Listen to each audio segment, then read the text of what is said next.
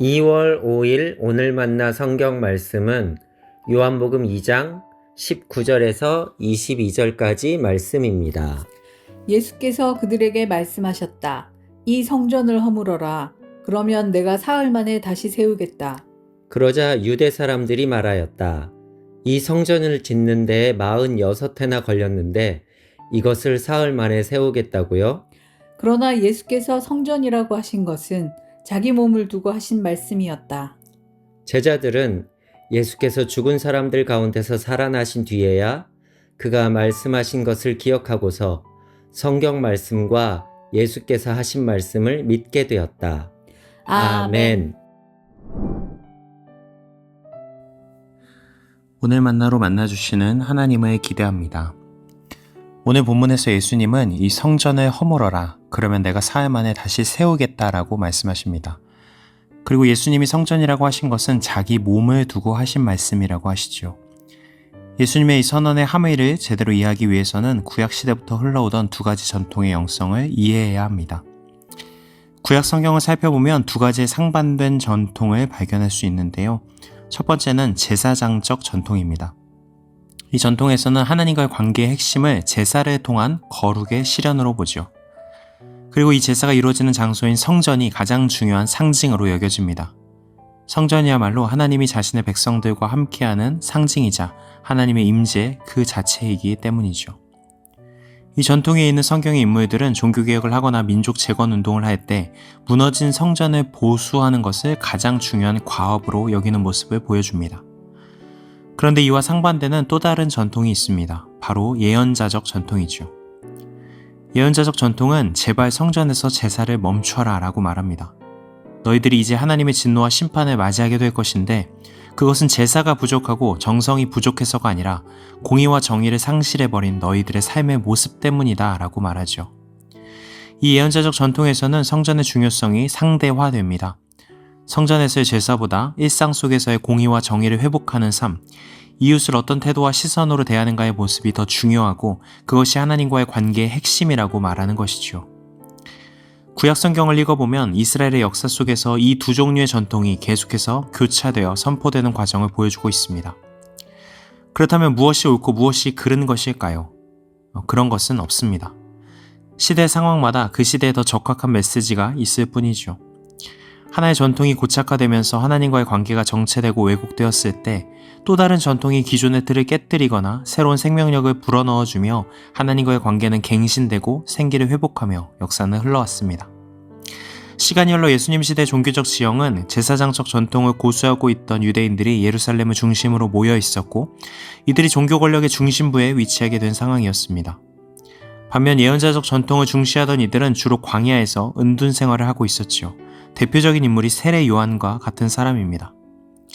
이런 종교적 지형의 한복판에 예수님이 들어가셔서 성전을 허물겠다는 말씀을 하십니다.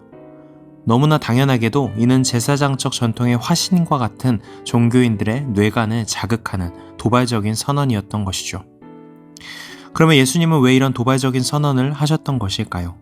이후에 요한복음 15장에 보면 예수님은 제자들에게 너희가 내 계명을 지키면 내 안에 머무르는 것이라고 말씀하시고 내 계명은 내가 너희를 사랑한 것 같이 너희도 서로 사랑하여라 라고 말씀하십니다.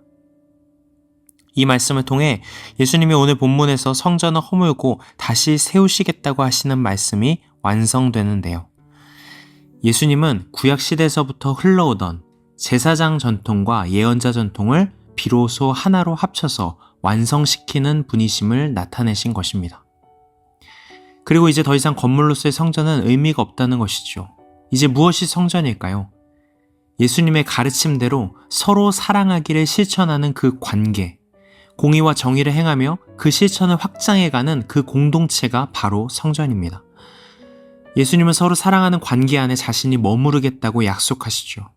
성자 하나님이신 예수님이 머무르시는 곳이 성전인데 이제는 건물이 아니라 예수님으로부터 시작된 새로운 관계의 질서, 서로 사랑하기를 힘쓰며 이 땅의 공의와 정의를 행하는 그 관계성에 함께 하시겠다는 것입니다. 사랑하는 성도 여러분, 잘 아시는 것처럼 우리 높은 뜻 교회는 보이지 않는 성전을 중요하게 생각하는 교회입니다. 그러나 단순히 건물 없음 자체가 중요한 것이 아니겠죠. 보이지 않는 성전의 가치는 우리가 기억해야 할 성전의 본질이 무엇인가로 반드시 향해야 합니다. 오늘 본문 말씀에서 예수님이 가르쳐 주신 것처럼 사랑의 관계에 함께 참여하는 것이 성전의 본질입니다. 그리하여 어떤 위계나 차별 없이 형제 자매의 관계 안에서 사랑을 나누는 살아있는 성전이 우리의 본질이고, 나아가서는 이 땅의 정의와 공의를 실천하며 생명이 흘러가는 성전으로 존재하는 것이 높은 뜻 교회들의 진정한 정체성이지 않을까요? 오늘 말씀을 통하여 우리 안에 다시 허물어야 할 성전은 무엇인지, 그리고 주님 안에서 다시 세워져야 할 관계의 성전은 무엇인지 함께 돌아보면 좋겠습니다. 매일의 삶 속에서 내가 속한 공동체 안에서 나의 말과 행동은 사랑의 관계를 세워가고 있는지, 아니면 경계를 짓고 차별과 배제를 만들어가고 있지는 않은지 질문해보면 좋겠습니다. 바라기는 우리 교회가 서로를 향한 신실한 사랑과 이웃을 향한 실천적 연대로 살아있는 성전, 생명이 흘러가는 성전으로 더욱 건강하게 세워져 갈 수 있기를 소망합니다. 그리하여 예수님이 머무시는 자리에 우리도 함께 동행할 수 있는 은혜가 성도님들의 삶에 가득하시기를 축복합니다. 기도하시겠습니다. 주님, 허물어야 할 오래된 틀이 있다면 발견하여 내려놓게 하시고, 주님 안에서 다시 세워져야 할 사랑의 관계들을 세워나가는 높은 뜻 사람으로 살아가기 소망합니다. 예수님이 초대하신 사랑의 관계의 질서를 기억하면서 날마다 공의와 정의를 행하며 살아있는 성전으로, 생명이 흘러가는 성전으로 살아가게 하여 주시옵소서. 예수님의 이름으로 기도합니다. 아멘. 이제 두 가지 기도 제목으로 함께 기도합니다. 첫 번째로 오늘의 말씀에 따라 기도하겠습니다. 우리 공동체가 서로를 향한 사랑과 이웃을 향한 정의의 실천으로 살아있는 성전, 생명이 흘러가는 성전으로 세워지게 하옵소서. 두 번째로 환경 선교를 위해 기도하겠습니다. 하나님께서 맡기신 창조 세계를 소유가 아닌 관계로 바라보게 하시고, 생명을 훼손하는 삶의 방식을 내려놓고 회복과 돌봄의 실천으로 살아가는 우리가 되게 하옵소서. 이 제목으로 기도하신 후에 개인 기도로 나아가시겠습니다.